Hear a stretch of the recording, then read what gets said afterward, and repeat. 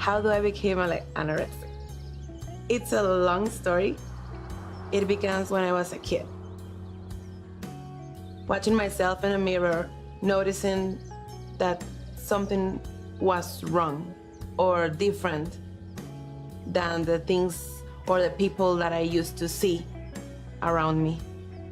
Then the family interferes with your life and start teaching you things. They do the best they can, and sometimes it gets like a little twisted. You know, I remember people in my family telling me that if you're gonna be a fat woman, nobody's gonna love you. So I was like, what? I'm a cereal lover, you know, I love all kinds of cereal. And I used to eat like a lot. And someone told me once, just a pig, you know? And those are words that get stuck in your heart in some way. So at 11 years, I went to the hospital for the first time because I started this diet that I invented myself. It just was lettuce, water, and lemon.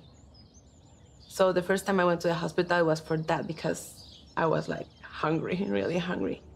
And I started feeling a lot of pain on my heart, you know, because I wasn't perfect, I wasn't good, I wasn't beautiful, I was fat. I wasn't Cindy Crawford, you know?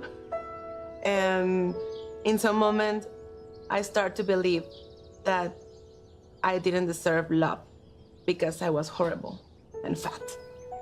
And that's how the story begins. When you are not anorexic, you became like the big liar in the world, you know? So I used to go to school, and when I came back to home, my mom, she always asked me like, what do you want to eat? And I used to say to her like, oh, nothing, thank you. I eat a lot in school. I ate a lot of chips and I'm so full, you know? So I didn't eat in my house. Or in the night when they offer me like dinner, I always had a lie, you know, like, oh, you know, I feel sick, or I already eat, and they believe me. Somewhere weird place in my mind told me like I have to do an extra effort to be more thin. So I started looking for diets. I used to eat ice cubes in order to my stomach or my body believes that I was chewing something. And I met this friend, this doctor, that offered me some pills to get thinner. And I said, of course, yes. And they were amphetamines. Like, you need like this recipe or medication papers to get them. And they are bad. They are really bad. You just need one pill in the morning, and you are not hungry for 26 hours. But I used to take 2 because I want to be thinner and thinner and thinner, and I did. I mean, I'm like a tall woman in my country, and I used to weigh just a little. My bones were like out. You could see my whole spine if you watch me from the back. I used to have a lot of hair. I don't anymore. I used to have strong nails. I don't anymore, you know? Like, the body gets sick. And I had this addiction for the pills, not because they have the power, I think now, but my mind has the addiction to get stuff from outside.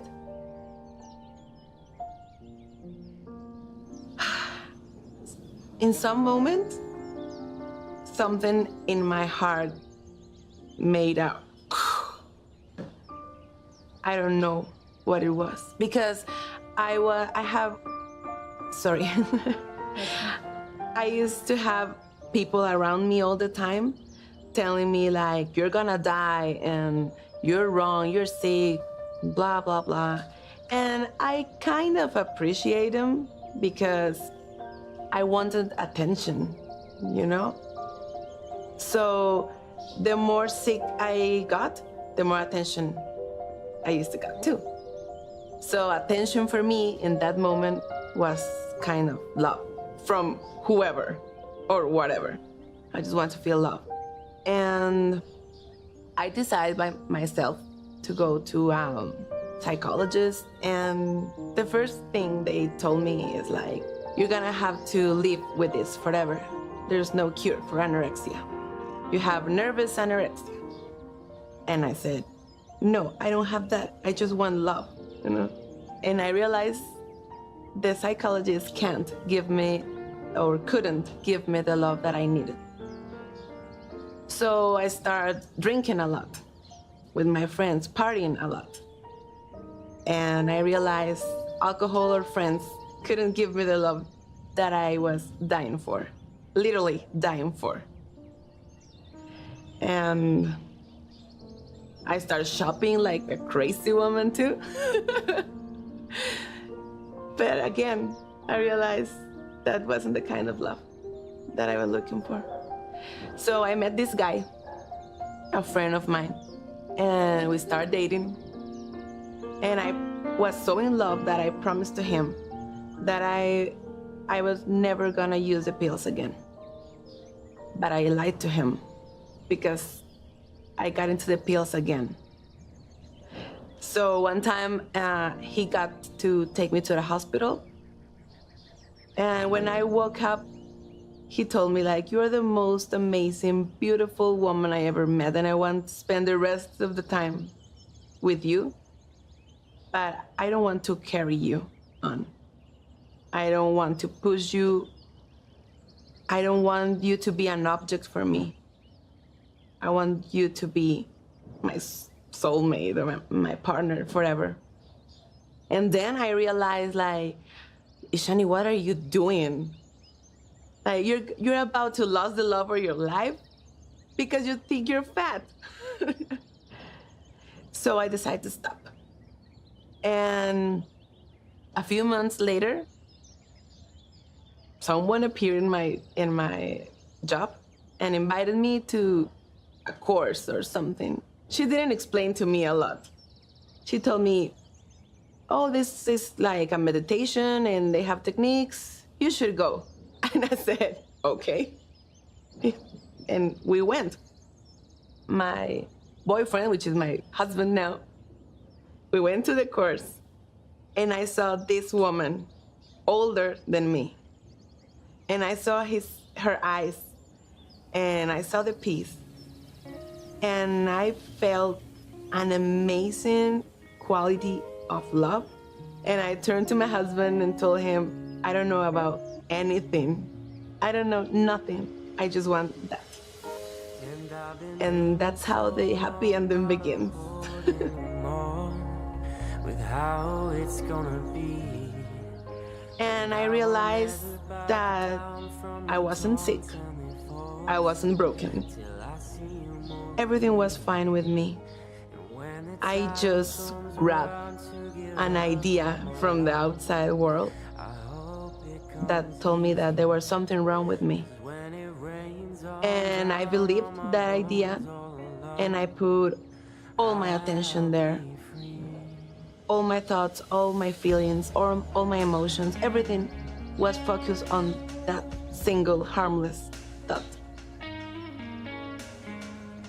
And with this course, I experienced that if I just could move my attention from that tiny little harmless thought into this new love that I found inside of me, my life, like, get in life, you know? I used to think that I had like these 7 million thoughts about how wrong was I. And I found that it wasn't true. It was just one. And I put all my life to that thought. And then I touched this space inside of me, and suddenly my life changed. It was like I was born again. And I realized I didn't need anything from outside. Not approvals, not attention, anything, because I have everything inside of me. I have like a lot that I can give. Yeah. Well, in this course, I noticed this little thought, And for years, people told me like it was difficult to get rid of them, But that's not true.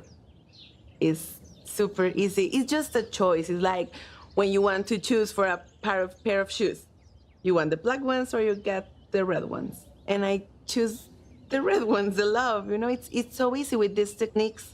You learn to move the attention. It's magical. It's just your attention. You move your attention all the time. So you have this thought bothering you and you are like so focused on it. So you just move your attention to here, to this moment, to the love. And it doesn't mean that I never think that I'm fat or ugly. Like the thoughts are around me, but I have the freedom to decide if I want to put my attention on the thought or in the love that I love so much to experience. We all have this amazing love and peace and freedom inside. We just have to turn our attention inward.